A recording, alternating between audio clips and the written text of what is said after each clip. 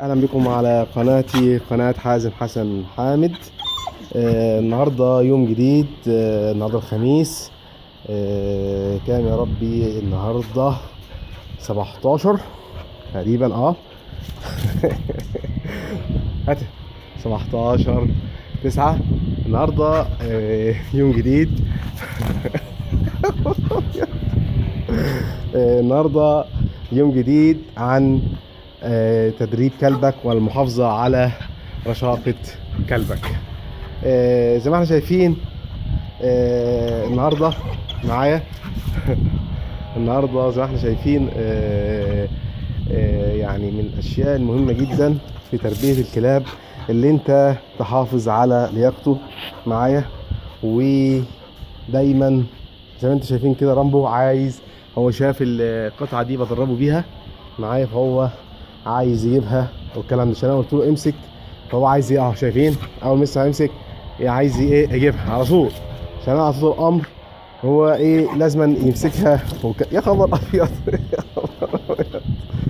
دي مشكله البوت بول، ان هو ساعات قليل التوازن، بيمسك عايز يجيبه خلاص، ما يفكرش ان كان هو يعني هيمسك نفسه ولا لا. ماشي. المهم، فطبعا جود بوي جود بوي جود بوي معايا. فطبعا ادي الكلام. يعني لازما لمربي الكلاب لازما، وشيء اساسي اللي انت تحافظ على لياقة كلبك. يعني بمعنى ان كلبك لازما يلعب، لازما يتنطط، لازما يجري، لازما ينط، لازما يقفز، لازما يمشي. ما ينفعش تجيب كلب معايا وبعد كده الكلب يتنه يعني واقف، يعني بس محبوس ما بيعملش حاجة. لا، معايا الكلب لازما يلعب ويتنطط و الطاقة اللي جواه دي تطلع. ماشي. مش بس كمان هي مجرد طاقة تطلع، هي كمان مسألة.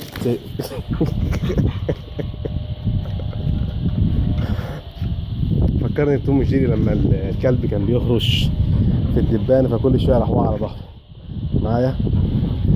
ف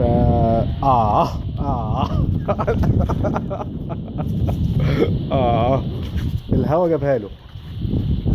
جود بوي رامبو، جود بوي، جود بوي رامبو، جود فيكي. فيكي بلاش غشامه يا فيكي، عشان دي مقطعوا لي كل الحاجات اللي مغرمهم بيها لاخر قطعه والكلام ده. جود بوي جود بوي جود بوي. شايفين غضب رامبو يعني ربنا غضب شديد، عايز يعني يفرتكها. ثانيه واحده. خلاص خلاص يا رامبو، جود بوي. خلاص يا فيكي. خلاص. ماشي. خلاص. يلا دلوقتي هنلعبوا شويه مع بعض. يلا امسك يا ابن الذين. رامبو بيقفز ما شاء الله، قفزات توصل تعادل 2 متر دلوقتي. امسك. ها. امسك. يلا يلا يلا يلا يلا يلا امسك. بس بخاف.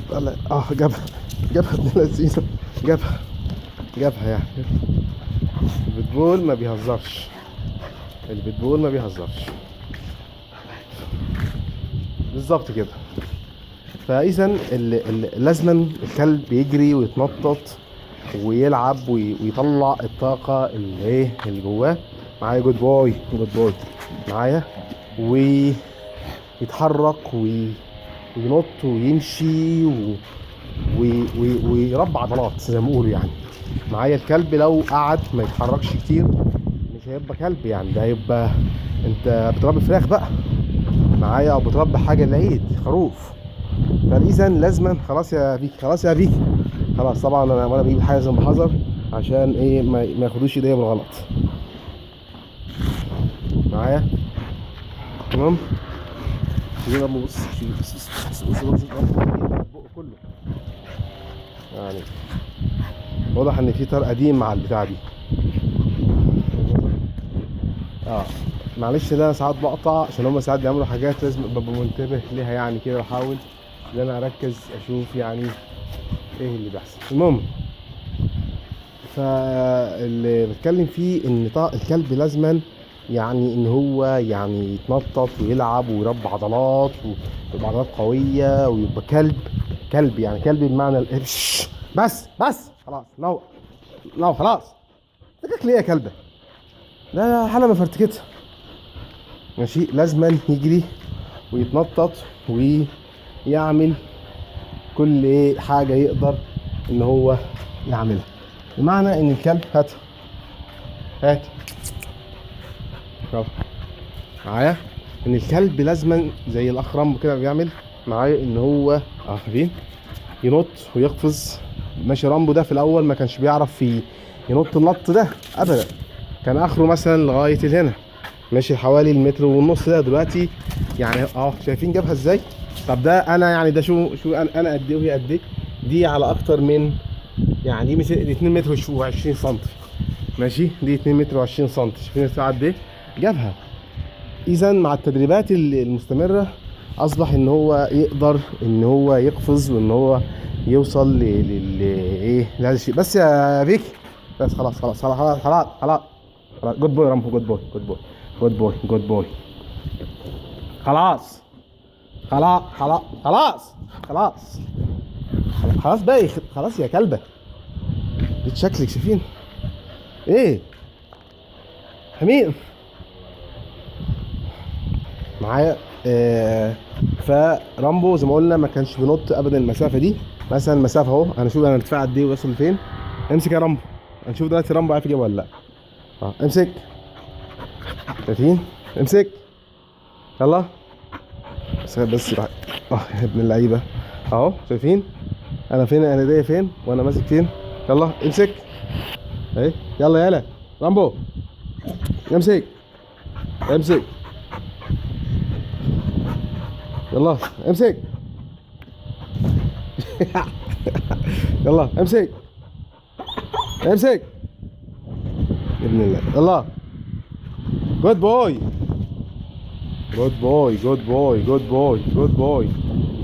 رامبو، جود بوي. يعني اذا القفز من الاشياء المهمه جدا للكلاب. بس طبعا لما تربي كلبك على القفز لازما انت تعرف تسيطر عليه، عشان مثلا وانت داخل عليه يروح قافز في وشك، فانت لازم تبقى منتبه ومسيطر. الكلب ممكن بيهزر معاك يروح وقع لك. حصل قبل كده مع احد الناس ان هو وقع له، كسر له ضروس يعني سنة قدام. اذا فانت لازم تكون حذر لو تربي كلبك على القفز، تبقى انت منتبه له في دخلتك، في الحركه معاه، في اللعب معاه، علشان ممكن ما يسببلكش اي مشكله. خاصه كلاب البيتبول، عشان كلاب البيتبول عضمها قوي. خلاص يا ست، خلاص.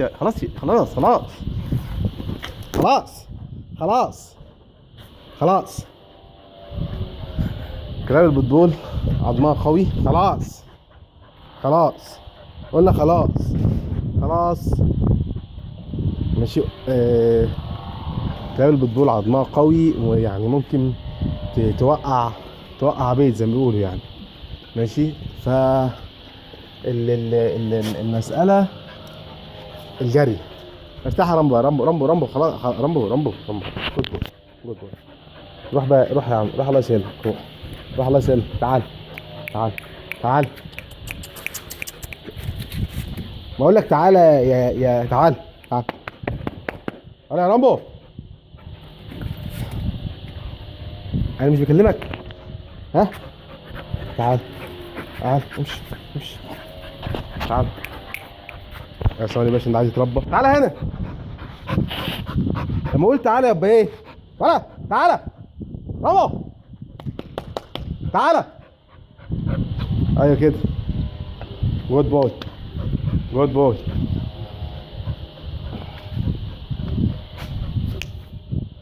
يلا. في بديله ساعات اوامر بدون ما اقول له كذا، هو بس بالايد او بالترشقه دي اهو جابها ابن اللذين. بس جابها.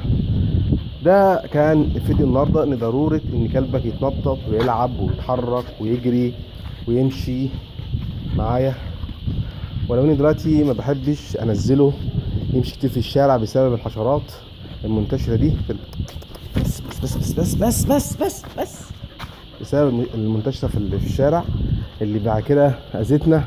لقطنا حشرتين دوخونا لغايه ما شلناهم وعملوا مشاكل جامده، والحمد لله اتخلصنا منهم والكلام ده. عشان حشرات الصيف مؤذية جدا، لازم تبقى منتبه لكلبك.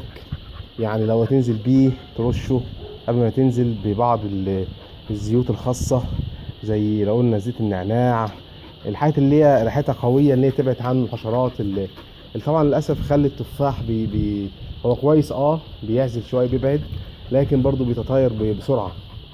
فاذا تجيب مثلا زي زيت النعناع اللي هي ممكن هي طيارة بس ممكن تقعد شوية عبال ما تختفي، بحيث ان هي تبعد شويه عنه الحشرات اللي كده. يبقى اذا الفيديو ده خلاص، الفيديو ده كلبك لازم يلعب ويتنطط ويجري ماشي.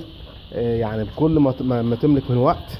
ما ينفعش تربي كلب وانت قافل عليه مش ماشي. فيعني انت عايز كلب سليم يعني عقليا ونفسيا. انت يعني فرحتي يبقى كلب شرس جدا، بس برضه هفها يعني شرس عليك انت يعني، يزوم وكده، بس برضه الصحه مش اللي انت عايز. كلب فرود زي ما بيقولوا، يعني كلب فرود ماشي، يطير وينط ويقفز ويجري يعني كلب يعني معايا مع الزمن تحس ان انت عندك كلب كامل الصفات. يعني اذا لعب كلبك، جريه، نططه، مشيه، حركه، ما تسيبهوش مركون في البيت كأنك بتربي خروف ولا حاجة. شكرا على هذا الفيديو، شكرا لكم، واتمنى هذا الفيديو يعجبكم، وان شاء الله اتمنى ان القناة، يعني اشكر الناس المشاهدين يعني اللي بيتابعونا على القناة، يعني اشكرهم جدا جدا على الزيادة في المشاهدات والناس المتابعة باستمرار. يعني القناة نجحت بيكم وهتنجح ان شاء الله والكلام ده. فشكرا جزيلا لكل المتابعين وكل المشتركين على القناة، ويا رب الفيديو يعجبكم. السلام عليكم، واتمنى القاكم على خير. مع السلامة.